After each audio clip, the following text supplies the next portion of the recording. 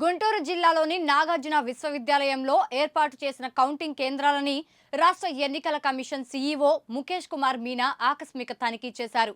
అనంతరం ఆయన మీడియాతో మాట్లాడుతూ పోలింగ్ తర్వాత జరిగిన హింసను దృష్టిలో ఉంచుకొని కౌంటింగ్ తర్వాత 15 రోజుల వరకు కూడా రాష్ట్రంలో 20 కంపెనీల భద్రతా దళాలతో శాంతి భద్రతల పర్యవేక్షణ చేస్తున్నామని తెలిపారు.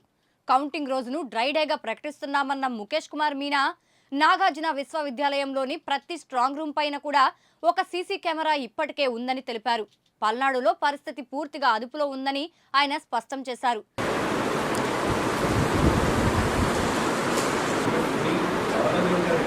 మామూలుగా స్ట్రాంగ్ రూమ్స్ అరేంజ్మెంట్ అంటే 3 టైర్ అరేంజ్మెంట్ ఉంటుంది. ఫస్ట్ టైర్లో సిఆర్పిఎఫ్ ఉంది, సెకండ్ టైర్లో ఎస్ఏపి స్టేట్ ఆర్మ్ పోలీస్ ఉంది, third tier police civil police arrangement ఉంది. ప్రతి స్ట్రాంగ్ రూమ్ పైన ఒక సీసీటీవీ కెమెరా ఉంది.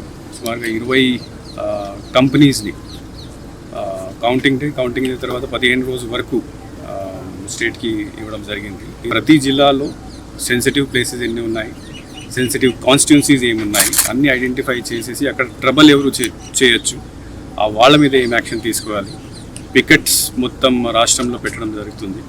ఆ రోజు డ్రై డే డిక్లేర్ చేస్తాను. పల్నాడులో ఒక రోజు అంటే next day polling day next day వరకు కొద్దిగా ప్రాబ్లమ్స్ ఉండేది.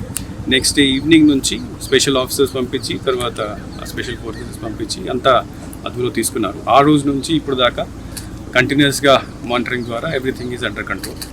ఆ పరిస్థితి పూర్తిగా కంట్రోల్ ఉంది.